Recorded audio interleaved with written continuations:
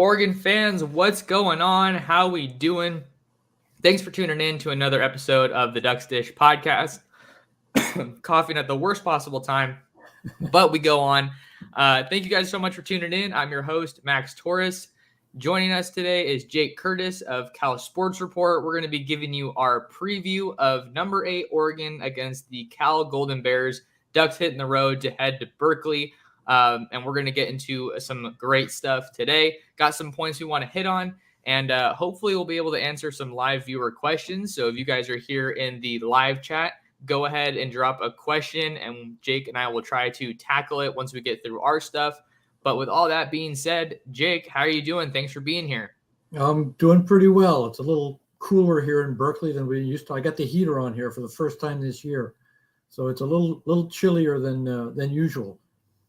Yeah, no, I'm right there with you. I'm actually out here in Long Beach, and the past couple mornings have been in the 50s, and I'm needing to grab my sweatshirt. So we're definitely in fall and heading towards some cooler temperatures. But it's gonna be we'll see how the game is on Saturday. I just got my credential approved, so I'll be at the game. Hopefully the weather won't be too bad for us. Yeah, I'm expecting pretty good weather for Saturday. It's going to warm up a little bit, I think. All right, well that's perfect timing for us. But let's go ahead and hop into kind of our first topic for today's show. As we get to know the Cal Bears a little bit more, and then we both offer up points on the teams that we cover. So right now we're looking at the Bears. We're looking at Cal 3-4 overall, just 1-3 in Pac-12 play. What's the mood of the Bears fan base from what you've been able to gather and kind of the direction they're headed? They're not too pleased, obviously. The main criticism, Bill Musgrave is the target of a lot of. He's the offensive coordinator at Cal. He's the target of a lot of criticism simply because their offense is so bad and they haven't been able to score. Particularly lately, the offense isn't getting any better, so people are pretty disappointed about that. I don't think people are mad at Wilcox so much, Justin Wilcox, the head coach.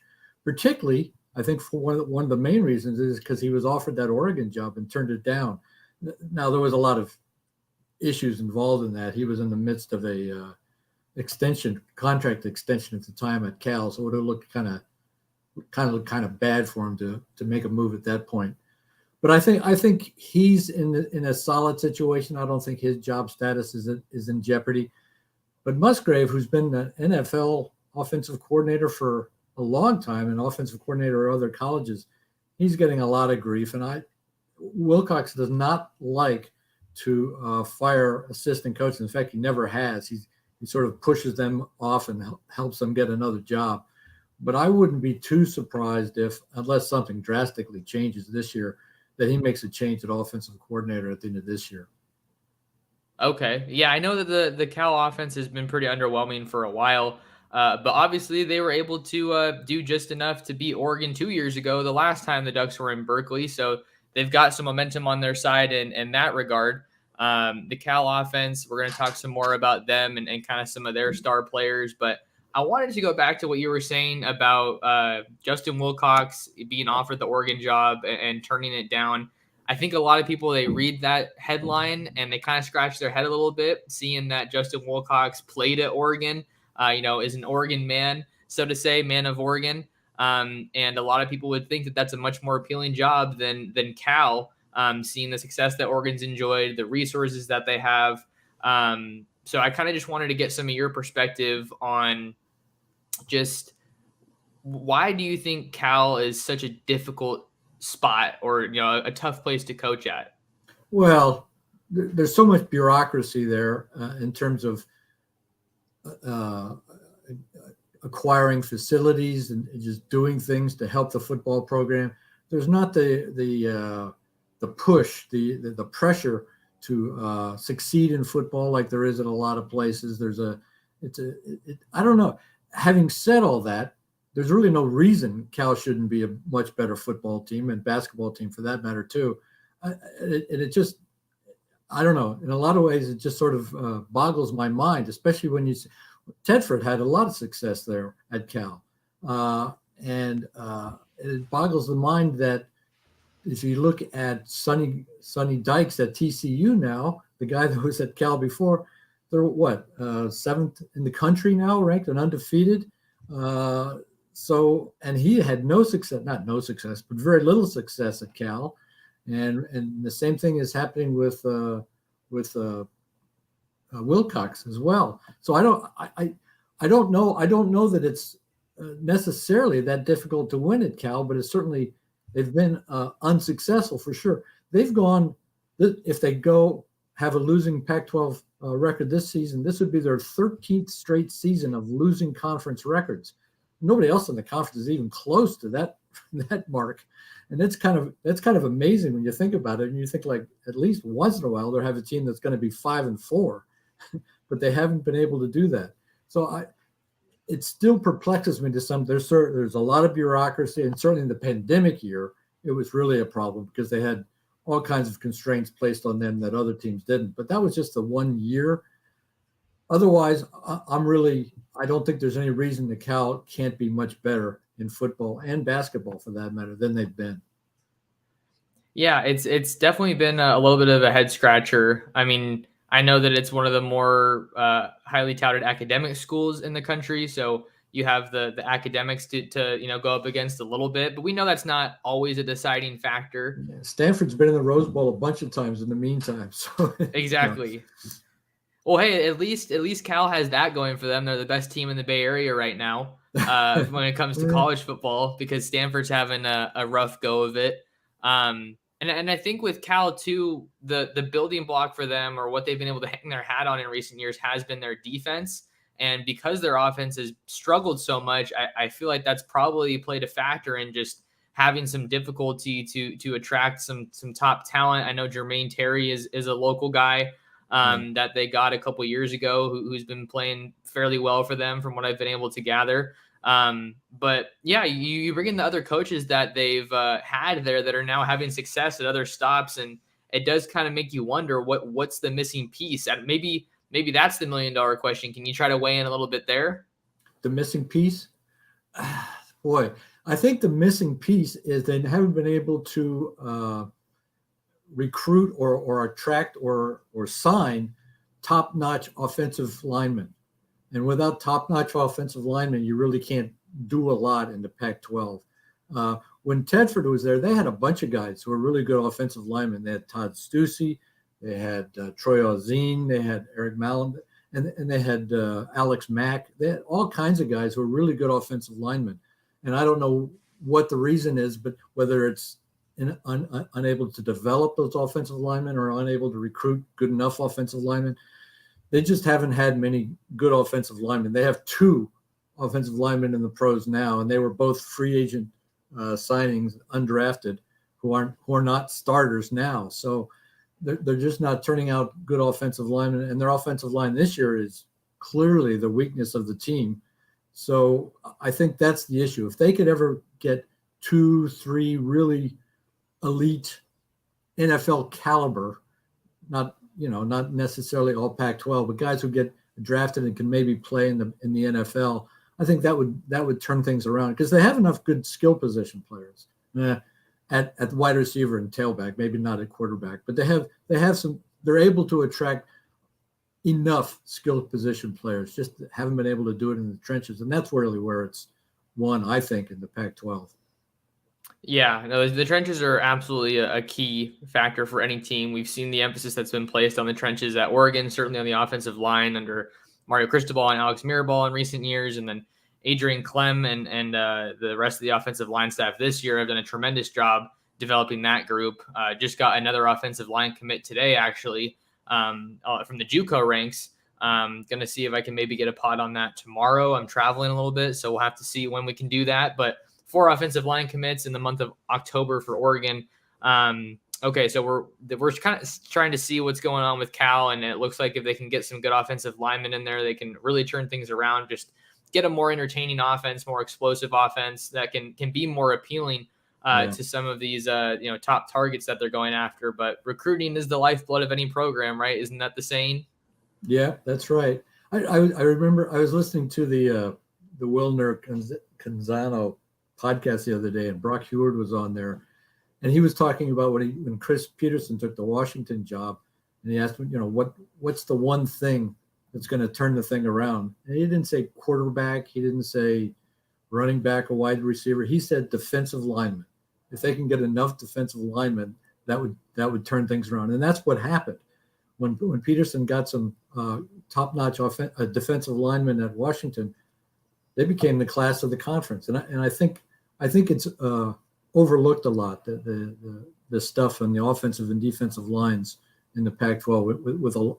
They have a lot of skill position players, but I think that's really the difference. And I think that's the case for Oregon. I think their offensive line is really – Nick's has been great, no question. But I think the difference really is their offensive line, which is probably the best. 1 sack for the whole season. That's unbelievable.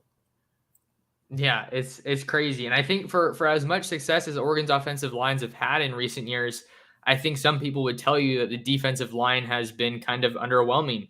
Aside from Kayvon Thibodeau, they really haven't had too many, can't miss guys. Brandon Dorlus looks like one of those guys now, but if they want to get where they want to really get to, in the playoff again, I think that you need to have multiple studs along the defensive line. So if one of them gets, taken out or, schemed around, you're not empty-handed. So I think that for as good as their offensive line's been, they need to keep hitting the defensive line, and they're doing a really good job bringing in some really talented edge rushers here in the 2023 class and some big bodies on the defensive line and the interior in 23. But we don't need to get too deep into recruiting. I feel like if I go on that tangent, I'll just never stop. But yeah, I think that was a good little warm up to kind of give us a feel for where Cal is at and kind of where the fans are at. And now we'll move into our next topic, just talking a little bit about what's on the line in this game, Oregon against Cal. Cal goes into this game, like we said, with just 1-3 in Pac-12 play so far. And they had a loss to, it's a little bit of a mixed bag, right? Because they had a loss to Colorado, which is, no matter any way you slice it, it's flat out embarrassing. And they, especially because Colorado just fired their head coach. But then things were looking ugly against Washington, and then you kind of came back towards the end. So in your opinion, for where Cal is at, what do you kind of think is on the line in this game against Oregon? Well, they're still hoping for a bowl bid. I think the odds are against it now because they got Oregon and USC still to play yet, so it's going to be tough for them to get a bowl. But I think they just need, if they can start playing some offense, if they can start scoring some points, I think that would satisfy a lot of the fans, or at least make it look like they're capable of scoring points. They've really been really bad. They were shut out in the first half against Washington, and it wasn't until the second half that they really got things going. And the problem offensively is that, like I said, they have no offensive line. Their offensive line, not a single one of the 5 positions that started against Washington was playing in the same position as they did in the opener. That's 5 different positions that are different from the opener. And I don't think you can win many games that way with an offensive line that's changing that much. That's the other thing, alluding to the other previous question, that you got to have a little depth on those lines too. So if one guy goes down, you're not completely got nothing behind him. But I think that's the case for Cal, though. Their offensive line is so bad that everything else looks bad as a result. And so if they can get a little something out of the offensive line, I think that would really help them in terms of at least their mindset. At this point, the season is more about looking good than being good necessarily.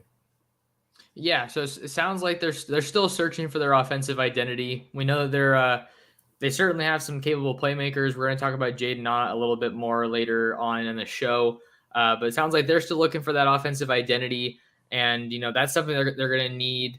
Obviously, for this season, if they want to get to a bowl game, which would be a step in the right direction for them based on how things have gone, but really even in the long term for this team with Justin Wilcox having signed a contract extension. Yeah. And we're still kind of evaluating what a good season would look like and, what signs of growth we're looking for. So like what we see there from Cal, kind of what we're hearing about where they're at. But for Oregon, they haven't had a good offense in any of the seasons that Wilcox has been there. So they're still waiting. They're still waiting for a decent offensive season, which is a drastic contrast to when Sonny was there, Sonny Dykes. When they were great on offense, they would score 40 points a game, but they give up 50. So it's direct opposite. Yeah, so they gotta find that offense and try to get things figured out on that side of the ball and Berkeley. To flip the question a little bit and give some more insight on where Oregon's at, obviously a much different story. I think for me, coming off of that UCLA game and now you get kind of not a break, but two of the lower level Pac-12 teams in Cal and Colorado. I think you just have to look for dominance on both sides of the ball, really. There's no reason to expect anything less from Oregon offensively, seeing that they've been moving the ball so well and scoring so many points. But I think on defense, this is really where we're going to be looking for some growth for Oregon, seeing that they play Washington and Utah in the following weeks after these two games. And their defense hasn't really been where it's needed to be. I think that they're making some good stops. Or I shouldn't say stops, sorry, because UCLA didn't punt the ball a single time last game. Which I think was obviously a little bit concerning. However, with how explosive that offense is, I think you're happy that you're able to limit some of those drives to field goals. And that's kind of what really helped Oregon pull away in that game because they were scoring touchdowns and UCLA was settling for field goals. But the biggest point I'm trying to get at, especially since you said that the offensive line is such a struggle, this should be a golden opportunity for the Oregon defense to thrive, get some pressure on Jack Plummer, force some turnovers. I think if you can do that, you can get pressure and come away with some turnovers. That's certainly a step in the right direction. And then you want to see some better coverage, I think, from just the whole defense, but certainly the back end. The one thing that Cal's offense has done is they've taken care of the ball pretty well. They haven't moved it, but they haven't turned it over very much. So I guess that's the one positive sign of the Cal offense. And I was just thinking regarding the Oregon UCLA game. I thought the key play of the game was the onside kick because they got an extra possession. Neither team could stop the other team, but Oregon had more possessions than UCLA did, and I thought that was the difference.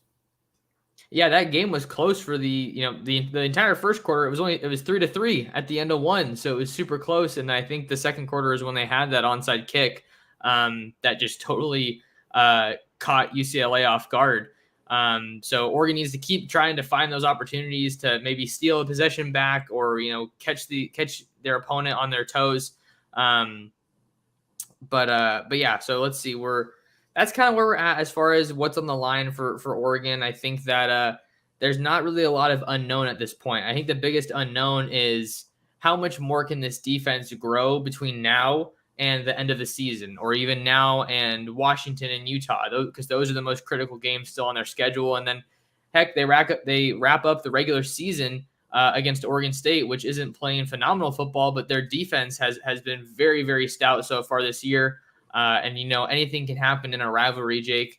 So they gotta stay on their guard for that one. And Jonathan Smith is a really underappreciated coach, it seems to me.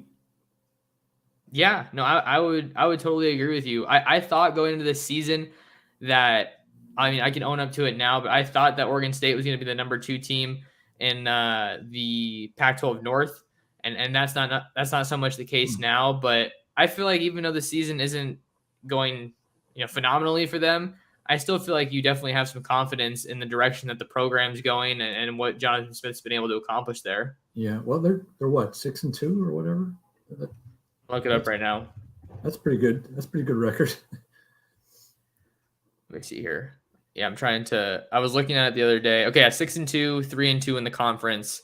Losses to USC and Utah, which and they had USC beaten just about, didn't they? What was the score of that game? That was 14-17. So it was a really close one there in Corvallis. And Cal is not a good team, but certainly a much better team offensively at home. They're 2 really, really bad offensive games were at Washington State, where they scored 9, and at Colorado, where they scored 13 against the worst defense in the country. That was the real hitting rock bottom, was that game when they scored 13 against Colorado. Hard to believe. Yeah, that's a brutal showing for anybody, but we don't have to talk about that one too much. The next point that I want to get into here, Jake, is taking a look at Cal's offense. We got two guys that we want to spotlight that I think the story kind of starts with, and that's quarterback Jack Plummer, and then running back Jaden Ott, who, if you follow recruiting, you know at one time was a former Oregon commit, so kind of a cool crossover story there. But Ott's really bursted onto the scene as a freshman, even amid Cal's offensive struggles, I think he's one of the better backs that the conference has to offer. And then I think a good place to start with any offense is the guy who's running the show at quarterback. So what are your thoughts on those two and kind of where the offense has been at and what's been a rough year so far? Yeah, well, he's very impressive. I mean, he broke out in that game against Arizona. We had 274 yards, and ever since then, everybody's been heavy in the box trying to focus on him. And he said he hasn't had many good games since then. He's been very limited in his yards per game, yards per attempt, and yards for the game in every game since that. And he's really dropped down in terms of his average per carry and average yards per game. So there again, it's the offensive line's issue, and also you need to get a passing attack to force people to be a little lighter in the box than they are defensively. Plummer, a little bit hard to tell because he's been pressured so many times. 23 sacks this season as compared to 1 for Oregon. And he's had last couple of games, he's had a little bit of a leg issue that has limited his ability to escape and scramble. So it makes him a little more of a statue in the pocket. I think he'll be a little healthier this week against Oregon. He's been okay. I guess he's been about what they expected him to be. He's not in the caliber of Williams or Nix or Penix or the Utah guy, Rising, right? But he's capable enough to have a better offense than what they're showing, and they have good receivers. They have very capable receivers, so that's not really the issue. Yeah, I'm looking at Plummer's numbers here, and they're not terrible. 158 for 258, Yeah, 61.2% completion, 12 touchdowns. I think he's what 12-3 as far as touchdowns and interceptions. Yeah, that's not bad at all, But he can't. He's not mobile like the other top-notch quarterbacks in the Pac-12 are. And he was more mobile earlier in the season, so I don't know. We'll have to see whether he's gained some mobility this week. Yeah, nearly 1,800 yards through the air for Jack Plummer, who transfers over from Purdue a season ago.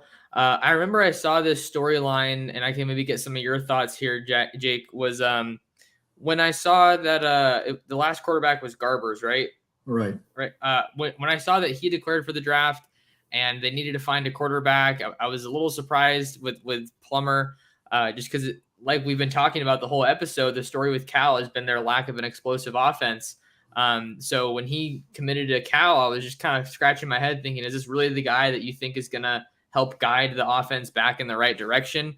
I think Garbers was able to make up for, some of the limitations of that offense because he was mobile, like you were saying, is kind of lacking here with Plummer. He made some really impressive plays with his legs, was able to improvise and kind of keep that offense afloat a little bit. But now with Plummer, who comes in 6'5", 215, a little bit more of your traditional pocket passer. Yeah.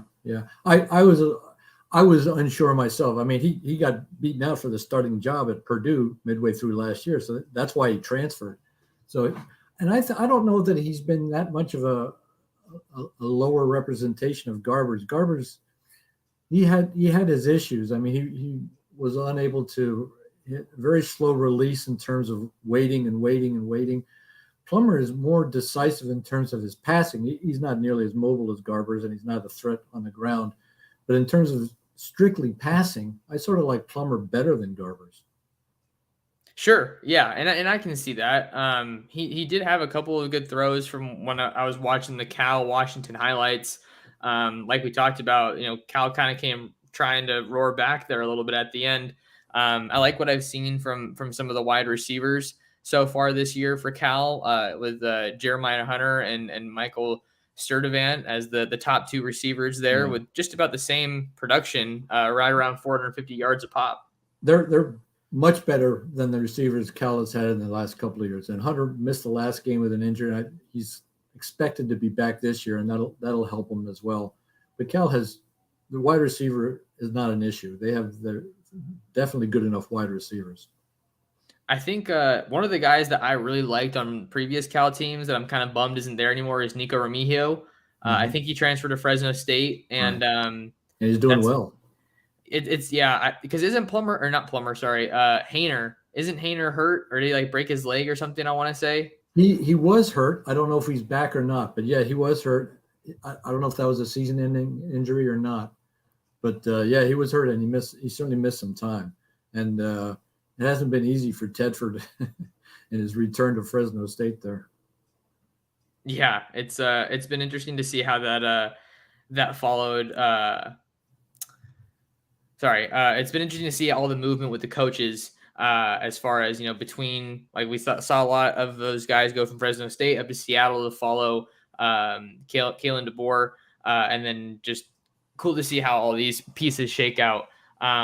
What's the people in Eugene? What's the reaction to what's happening with Cristobal in Miami? Oh, I mean, it comes across my my timeline every now and then, but I would like to think that they're pretty happy about it, just because he left because of the timing of when he left and the way that he left. I feel like I kind of thought he was gone after the Pac-12 championship game. Like, that press conference was just so tense. Yeah. You could just like grab it in your hand, and it just felt like he was kind of going. But I think a lot of people think that, or they're seeing maybe that Miami kind of jumped the gun a little bit, not in terms of hiring him for the job, but just the amount of resources that they mobilized as quickly as they did. And now, it's a rebuild. It's not a reload 1 year turnaround. Like it kind of looks like it might be with Lincoln Riley at USC. I think that's the best case scenario you possibly could have asked for, going from 4-8 to where they're at now. When you bring in 40 transfers or whatever USC brought in there. Yeah, exactly. You could remake a team in a hurry. Yeah. So I think just with how everything unfolded there, and with how their offense is looking and how their recruiting situation is looking, they're recruiting really well, but we've yet to see that on the field. But it takes time. You're not going to see that right away anywhere you go. And he was talking a couple of days ago, maybe this week, just about how you all start rebuilds in different places, and obviously, not Oregon, sorry, Miami's got quite a hole to dig themselves out of after losing to Duke, and I think that was 7 or 8 turnovers. Yeah. Well, whenever a first-year coach comes in and they're not doing well, they always harp on the fact that it takes a while to build a program. Yeah, exactly. It does take a while to build a program, especially if if you're a newer head coach, and depending on what situation you come into. But Jake, any other thoughts you wanted to add just about this Cal offense and kind of where they're at, or anything we need to be aware of heading into this game? Well, I think I mentioned it before, but they're a lot better offensive team at home. They've scored points at home, at least, and I don't know why. I mean, everybody's better at home, but they're really markedly better offensively at home. So I think they'll score some points against Oregon. Whether they'll score enough to keep up with Oregon is another issue altogether. But I think they'll be able to move the ball and score a bunch of points in that game. Yeah, absolutely. So we'll see how the Cal offense is able to move the ball against Oregon. I feel confident that Oregon's going to be able to first force some turnovers and get after Plummer there in the backfield. We're going to go ahead and take a quick break here for those of you listening to us on the audio side of things. Don't go anywhere. We got more Oregon and Cal preview content for you after this.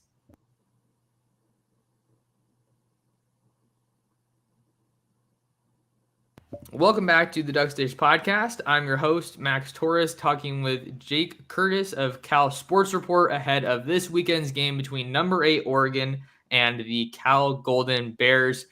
Jake, we talked a lot about the offense and kind of where things are at with this Cal program, and talked about the mood of the fan base and faith in Wilcox, or lack thereof in some cases maybe. But let's flip to the other side of the ball and get familiar with Cal's defense. What's the story with Cal's defense? I think that's kind of been their calling card in these past couple seasons and kind of viewed as a strength. Yeah, it's clearly their strength. And in a lot of cases, I think it's schematic and coaching. I mean, Wilcox has always been a defensive guy, and Peter Sermon, the defensive coordinator, seemed to be able to do some things. It's a defense that is able to adapt to a lot of situations. The talent on defense this year is okay, not great. I think it's more about the scheme and the coaching this year that's made it as good as it is. Okay. Yeah, more about the scheme rather than the players. Cal's more been known, you can correct me if I'm wrong here, at least in recent years, for their defensive back play, sending a couple guys to the league. They had a really good linebacker who was just a super athlete a couple years ago. I'm totally blanking on his name. He was like 6'4", 6'5", and he could move like crazy. Well, that wouldn't be Evan Weaver was their best linebacker, but he wasn't. Mobility was an issue for him. So I don't know. Jordan Kanasic maybe before that. Oh, maybe you're talking about Coin Dang, who is yes. Yeah. He had great potential. Never quite materialized for him. And he was an undrafted free agent in the NFL and didn't make a team. But yeah, I always thought he would be a star in the Pac-12, and it never quite materialized for him. And I don't know exactly why. He was a really smart guy, great athlete, good size. Just didn't quite happen. Okay, yeah. I just remember he was one of the more exciting guys to watch when Oregon and Cal squared off. He had the big plays against Oregon when they beat him down here the last time. He forced 2 fumbles and was a big part of that win. I think he was Defensive Player of the Week in the Pac-12 that week. Yeah. Okay. So we were recording some stuff for your site before we got here, so I kind of wanted to take a question from you there. Just kind of get us up to speed if you could on some of the names that we need to know that Oregon fans should know when they're getting ready for this Cal matchup on defense. Yeah. Well, their best player is Jackson Sermon, inside linebacker, and the coach's son. He's a steadying influence. They've had a lot. They play with 4 linebackers, 2 inside linebackers, and 2 outside linebackers, and he's been the only one that's stayed the same. They've switched the positions on every other play, on every other position there. And I would say the other player of note is the strong safety is Daniel Scott, and an underrated player is the other safety, Craig Woodson.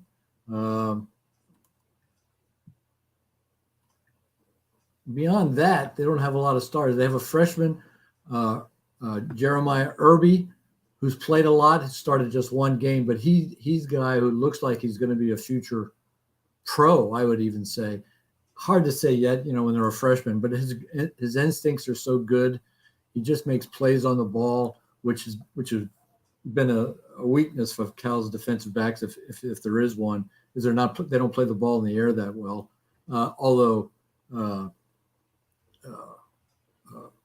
the two safeties do play the ball in the air well. But other than that, the rest is just sort of a hodgepodge of defensive linemen and outside linebackers, and the inside linebacker along with Sermon. They're just a bunch of guys that have been thrown in there trying to find a combination that works. Okay, so it sounds like it's kind of a little bit more of a work in progress, trying to find that right combination. You said that they were maybe thinking more about the scheme rather than having some of those stars. Like you need to coach them up a little bit more to get the most out of them. Sounds like that might be a little bit more the situation. Yeah. Their defensive backfield is still, I think, the strength of the team aside from Sermon, but they don't get enough of a pass rush. If you don't get enough of a pass rush, any defensive secondary is going to look bad, because if you give anybody enough time in the Pac-12 or any decent conference, if you give any quarterback enough time, they're going to pick you apart. And without a decent pass rush, the secondary has looked bad, but I think it's partly because of that. I think there's a little bit of similarity there between Cal and Oregon because, like I've talked about a couple times, I don't think Oregon's pass rush is bad. Like, I don't think it's definitively bad. I just think it's definitively not good enough and probably not where a lot of people think it should be, given the caliber of talent they have on their roster, given the Yeah. coaches that they've assembled. So Oregon's had a little bit of a struggle there as well with their secondary, because I don't think the secondary would be considered the strength of this defense. I would feel like it'd probably more so be the defensive line or some of the linebackers. Yeah. But they got to get pressure to take some of that pressure off the secondary of covering so much. Because like I've said, that Christian Gonzalez is their main guy at defensive back and particularly corner. And then there's quite a bit of a drop off to those other guys on the team. You have Dante Manning and Triquez Bridges, who I think are taking steps forward each week. But you also see Jaleel Florence, who's a true freshman, who's getting thrown in there quite a bit. And I think it's more so out of necessity rather than, this is a guy that just you can't afford to keep off the field. Yeah, I think Oregon's pass defense statistics, they're not very good pass defense statistics, but a lot of that is because they're so far ahead and the other team just has to pass the ball all the time. I would think, That's a good point. I would think because of that, Oregon's sack numbers might be a little better than they are. But the defensive secondary is going to look bad because of that, because the other team's throwing the ball all the time. Yeah, that's a good point. That's some good perspective that I think I probably should have brought up myself. So I got to give you some points there. And then another thing with Oregon's defense is that Justin Flo has been kind of on and off hurt for a lot of the year. And he's been rotating in with Jeff Bossa. So I still feel like Oregon fans probably haven't seen as much of the Flo-Sewell combination that they've wanted to, or when they have, it's hasn't maybe measured up to where they want it to be. But the linebackers have been pretty solid overall, I would say, for Oregon. But there's definitely some room to grow there, and they're going to need to do some growing because Noah Sewell is definitely playing his last season of college football right now. Yeah. In Eugene. Figure to lose him. But I know that Oregon's looking at some guys in 23. They still need to, bolster the depth there. So we're getting a feel for some of these guys that we need to keep an eye on. I'm seeing Jackson Sermons all the way from Tennessee, which is cool to see. At least that's his hometown in Brentwood. Right. So yeah, the linebackers have been the strength. The secondary seems like it's been the strength for Cal. They're definitely going to be tested against this Oregon offense and Bo Nix. Bo Nix has proven to be capable of pushing the ball down the field. And that Stanford game, there were some of those deep shots that were kind of losing steam on the tail end of them. So I think that he hasn't made a ton of just like wow throws.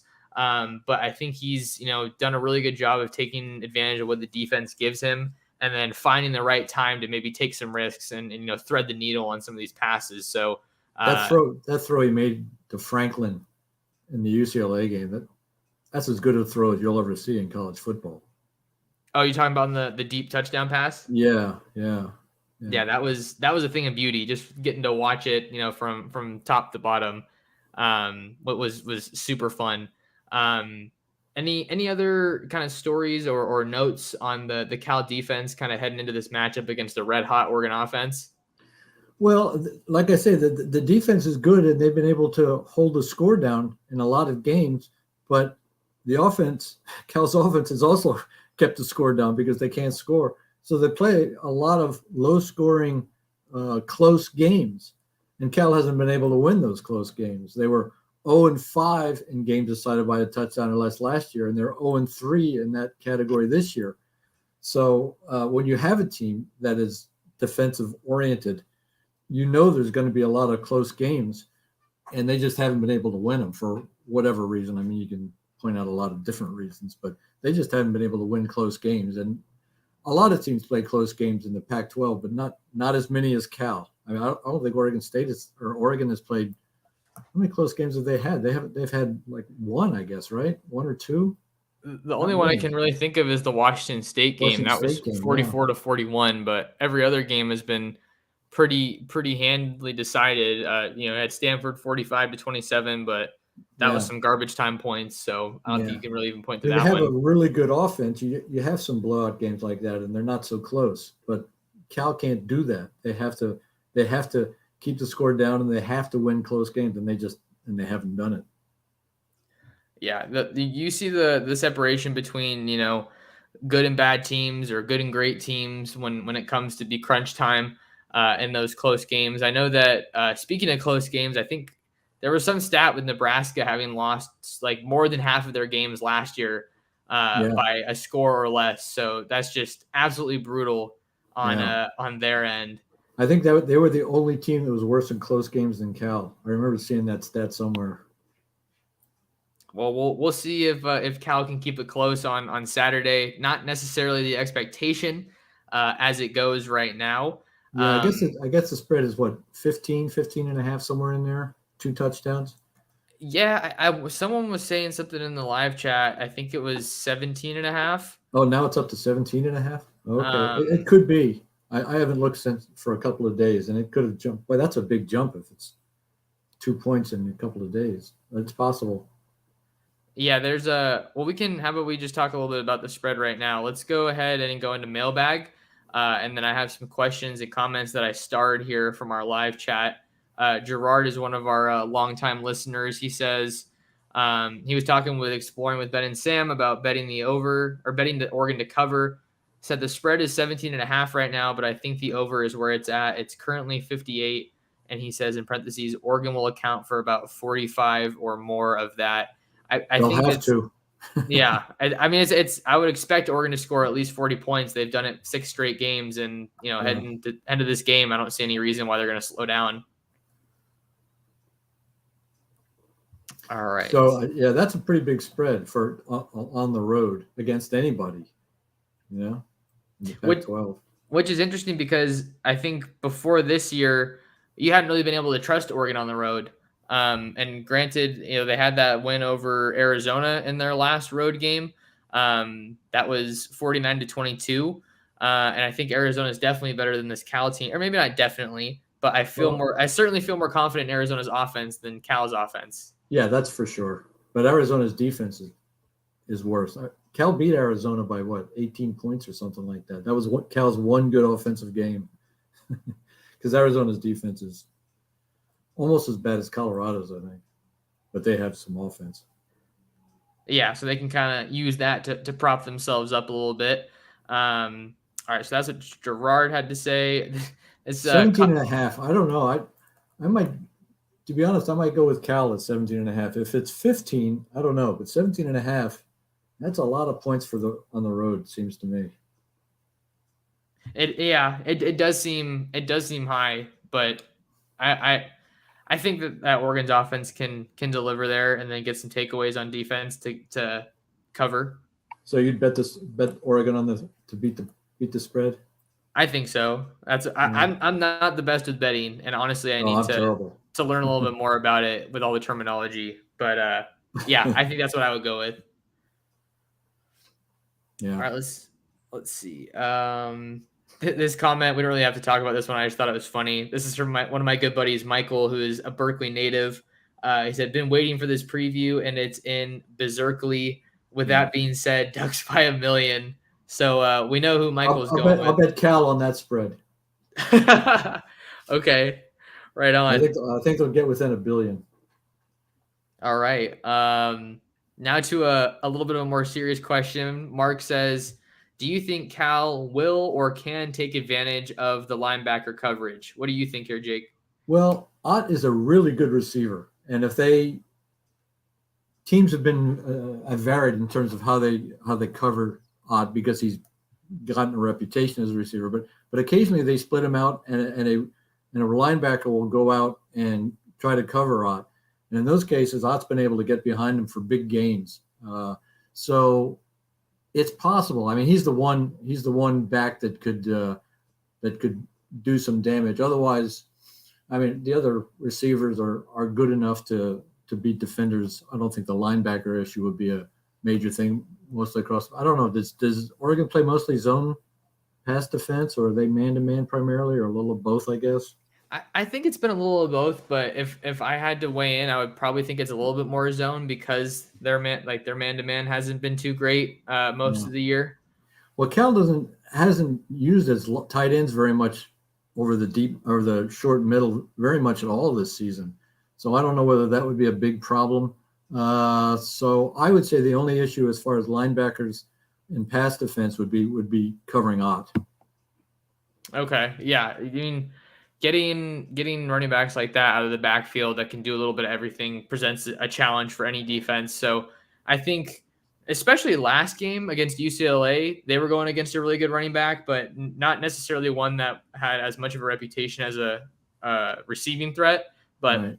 early on in that UCLA game, Oregon was getting shredded in the flats. So they definitely Yeah. have to make sure to account for that with going against a speedster like Ott here. Yeah. Okay. So yeah, I think that they can take advantage of it, but part of me also thinks it depends how their offense kind of gets going. And if Yeah. they're able to, if they can run the ball well, which we know Oregon excels running the ball, defending the run, I think that can make it harder for them to kind of open the rest of their playbook. Yeah. I don't think it'll be an issue in the running game so much. I think Oregon will do fine in that regard. Okay. Well, good. Thanks for the question there, Mark. Let's see what else we got here. Um, LFBP Fishing says, I'd love to see our secondary get 2 to 3 interceptions. Yeah, I think that this game and the Colorado game, I'm not saying I expect that necessarily, but this is good opportunities to continue growing that confidence. Certainly compared to last year, we have not seen as many turnovers generated by this Oregon defense. Gerard's comment earlier said that he thinks that the defense is bend, don't break. That was really the case last year, I thought, but they were able to rely on playmaking and turnovers, whether it be fumbles or interceptions, to kind of generate some excitement. But statistically they were giving up a whole lot of yards. They would let teams get into the red zone, and then it's like, okay, now it's time to not break and at least force them to settle for a field goal or get some interceptions. So against the Cal team, that seems like the offensive line isn't a strength. Maybe they're able to get after them and force some turnovers, particularly through the air. Yeah, I would think if they put some pressure on Plummer, maybe deflect some balls at the line. I think an interception or two is very much in the realm of possibility. And then just conversely, I think that Bo Nix has done a really good job taking care of the ball. That's probably one of the biggest improvements that he's made this year, just because he was known for a lot of turnovers. He had that two against Georgia, and then that really bad one against Washington State that almost proved to be costly. But he's improved, cleaned that area up of his game. Yeah, I don't know that Cal has some good ball hawks in the secondary, but I don't know though if they'll be able to put enough pressure on them to really force them to make a bad decision in that regard. Gotcha. The next one we have exploring with Ben and Sam. This is kind of dating back to our earlier conversation about some of the past Cal coaches. But exploring with Ben and Sam says Dykes was a great offensive guy. Biggest issue was a defense at Cal. But yeah, TCU still needs to fix some of their issues. But damn, do miss Dykes, Leach, etc. from the conference. Yeah, although I don't think offense is a big problem in the Pac-12 this year. What do they got? 4 teams averaging over 40 points, so there's enough offense going. And it might be a little premature to say that Dykes is really the answer at TCU. I mean, he's dealing with a lot of defensive guys that Patterson left behind, so I think that's helping him have a decent defense. So we'll see what happens when he brings his own guys in. I'm not saying he can't, but I'm just saying it's a little too early to say that TCU's defensive efforts this year are really the product of Dykes' doing. TCU's been fun to watch this year, especially with all the conference realignment stuff going on. It's been pretty refreshing, I think, to see TCU and Oak State, Kansas State having pretty strong seasons so far. Yeah. Yeah, or even Kansas too. I mean, they're doing well as far as their standard goes. Yeah. All right, we got a couple more on this episode. A couple more questions we want to get to, and then we'll wrap up the show for today. Let's see. Robert here is talking about Oregon's defense and just kind of Oregon as a whole heading into this game.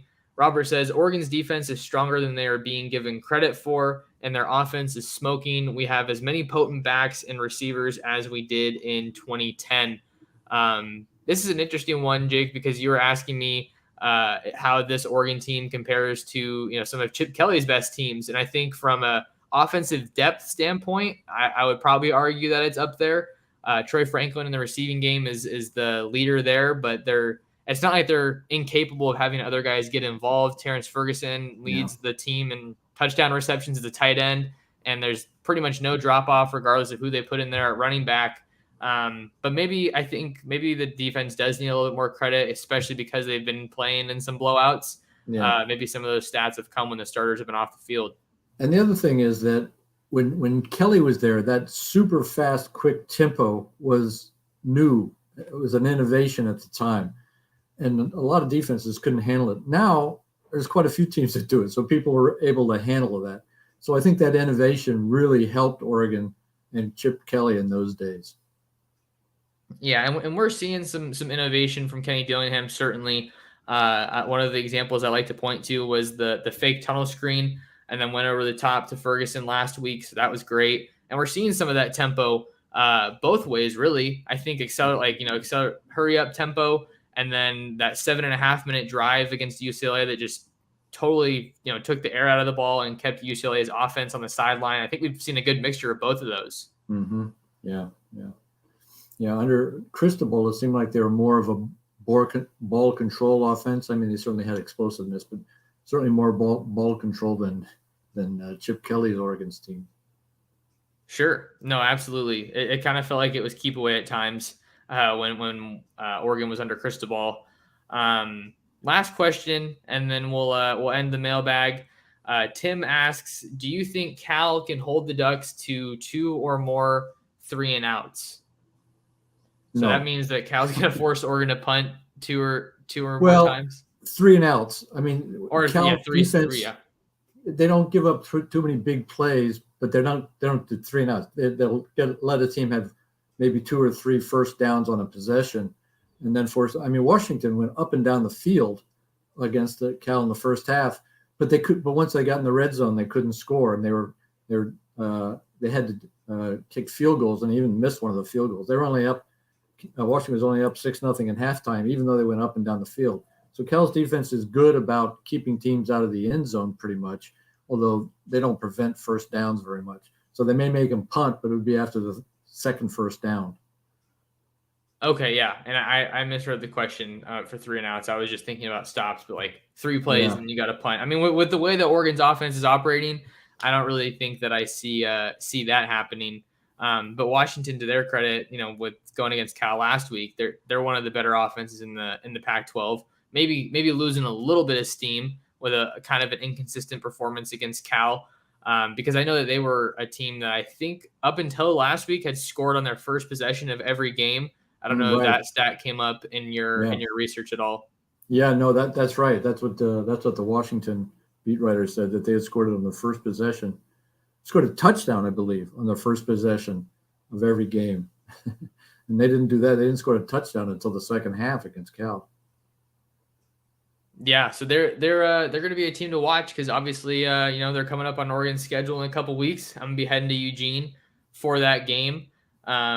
Flights were not a fun thing to figure out for that one, seeing that we're getting close to holiday season. But I'm super stoked to be back in Eugene for that game. Really fun going through the mailbag here. Jake, appreciate you guys for leaving comments and asking us questions. But I think we're going to go ahead and wind down on this episode. Jake, as we're getting ready for this Oregon-Cal game, I know people want to learn more about Cal. I'll try to provide that on my site, but just kind of wanted to give you an opportunity to plug your work and where people can find more of you and the Cal stuff that you have going on. It's Cal Sports Report. I don't even know what the official address is. We all click the things so automatically these days. It's let's see.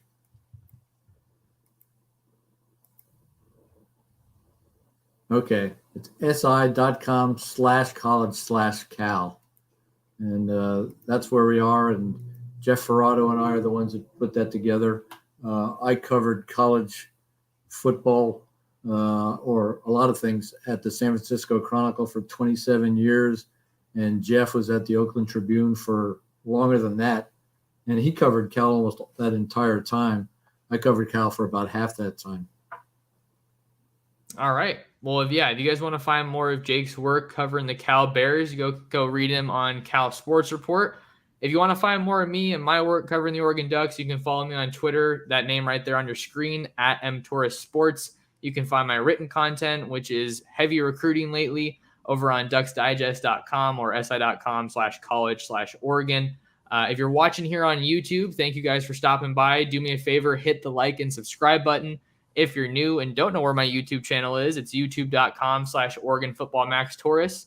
And the last big favor that I have to ask of you guys is share the show, share the Ducks Dish podcast with other friends, family, Duck fans. You know the drill at this point, but want to give a big thank you to Jake for coming on and giving us so much of his time to preview Oregon's matchup against the Cal Bears. We'll see if we have another podcast before this game. If not, we'll be back to break down the game once that gets wrapped up over the weekend. But until next time, thank you guys so much for listening, and we will see you in the next episode of the Ducks Dish Podcast.